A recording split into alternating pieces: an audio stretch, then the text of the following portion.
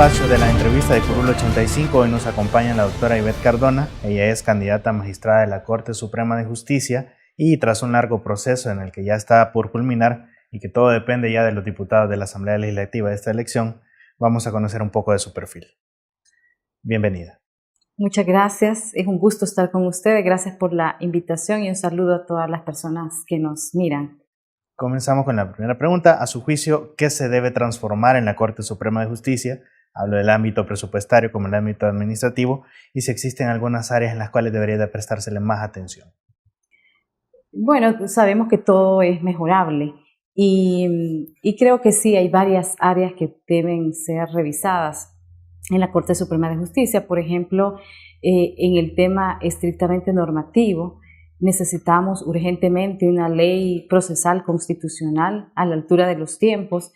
La ley de procedimientos constitucionales actuales es una ley preconstitucional, es del año 1960 y ya no responde a la realidad que estamos viviendo y a las pretensiones de las partes, al proceso como tal.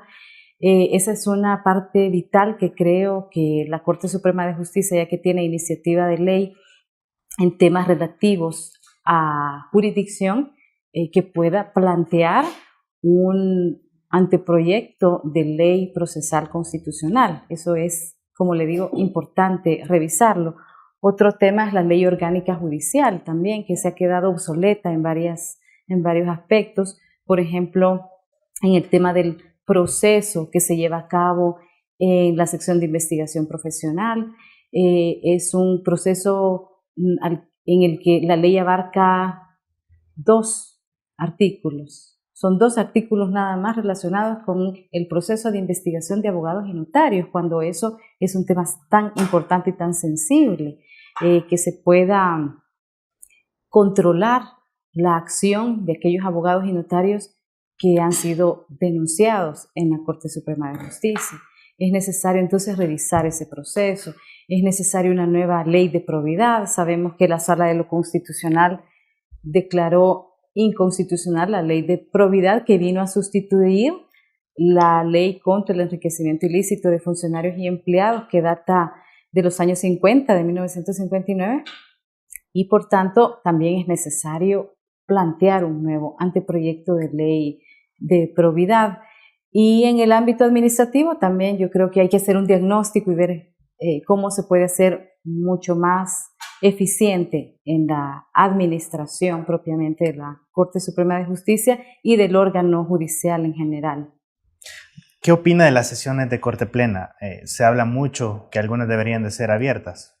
Sí, yo creo que hay que tratar de darle la máxima publicidad en la medida de lo posible a las discusiones, a las deliberaciones que se den dentro de la Corte Suprema de Justicia.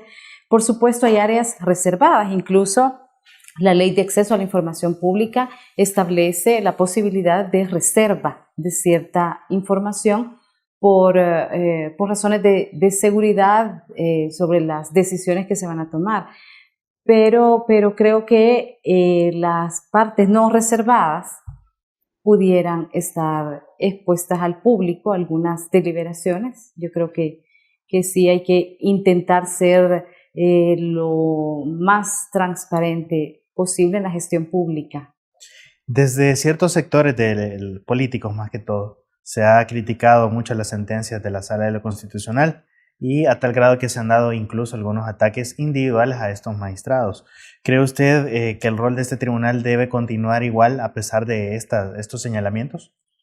Mm, Cuando se emite una sentencia judicial, esto puede acarrear tanto aplausos de unos sectores como críticas de otros. Yo creo que eso es normal. Lo que debe hacer la Sala de lo Constitucional es apegarse estrictamente a la Constitución, a toda la normativa aplicable para resolver el caso, y eso es lo que da la máxima legitimidad de una decisión que se tome. Eso es lo que debe continuar haciendo la Sala.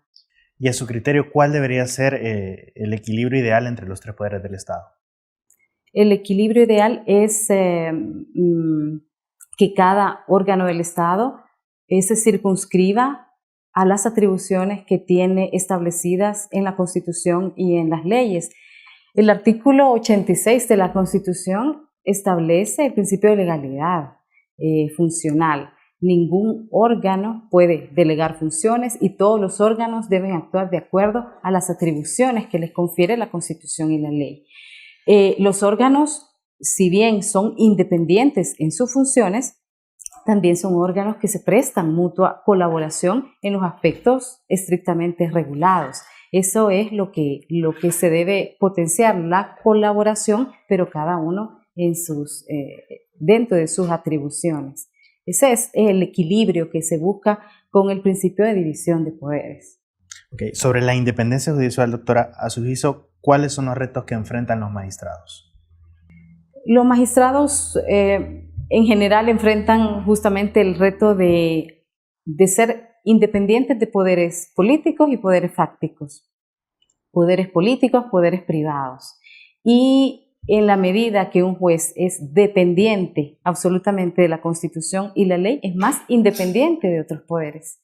Ese es un reto importante, la imparcialidad, la independencia, la responsabilidad en los casos que tiene bajo su cargo para resolver.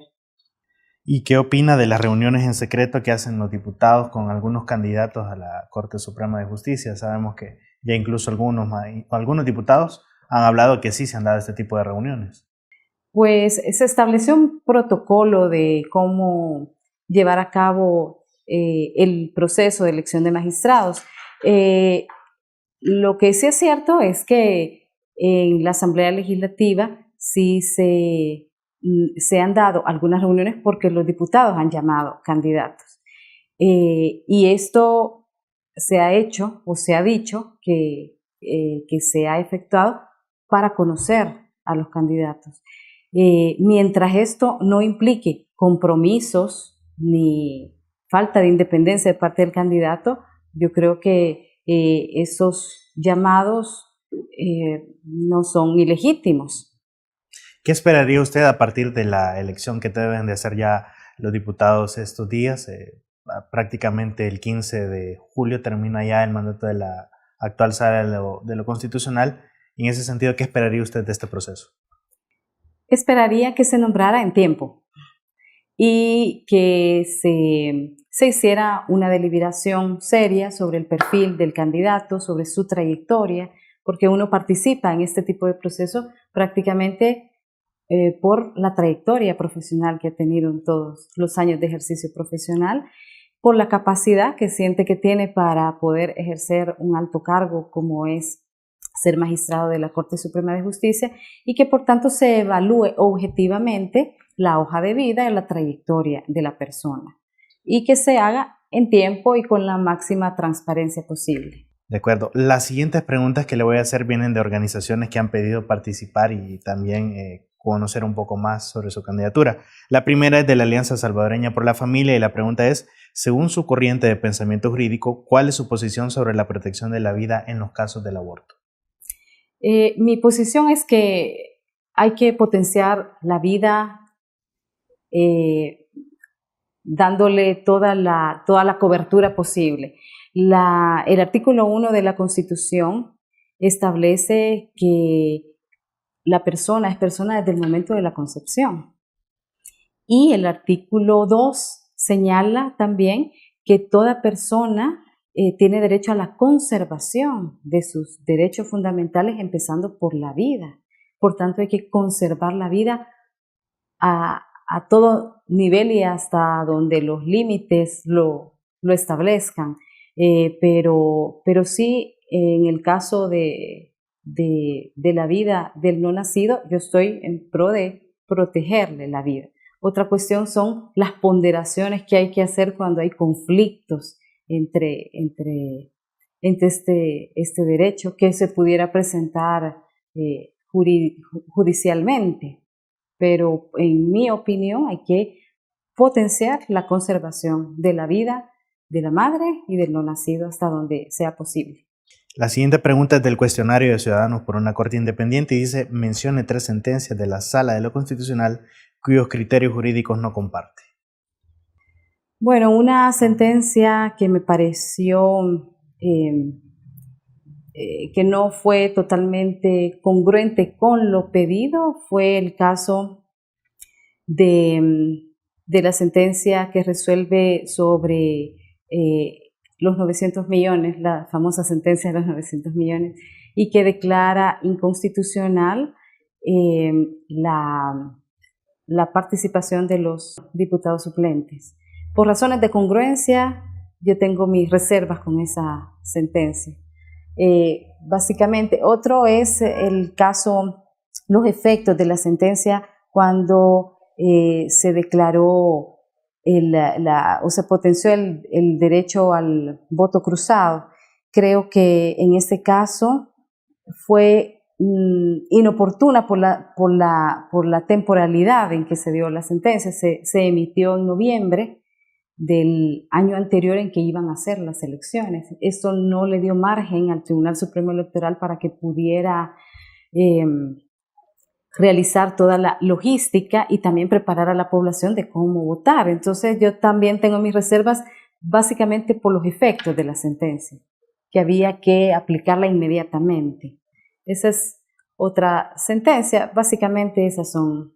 De acuerdo. La última pregunta viene del Movimiento 300 y dice su opinión respecto a la entrega de los bonos a los empleados del órgano judicial. Si es correcto que se dé esta prestación cuando se señala que hay deficiencias en algunas áreas de la Corte. Pues mire, son derechos adquiridos que tienen los empleados de la Corte como una prestación más.